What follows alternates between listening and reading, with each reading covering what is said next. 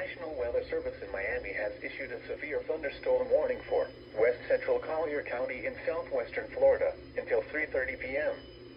At 2:42 p.m., a severe thunderstorm was located over Naples Park, or near Bonita Springs, moving south at 5 miles an hour.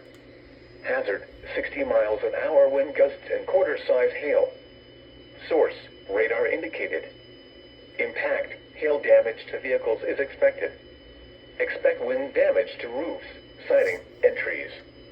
Locations impacted include Naples, Golden Gate Estates, Naples Park, Vineyards, Golden Gate, East Naples, North Naples, Lely Resort, Naples Manor, Pelican Bay, Lely, and Quail Creek Estate.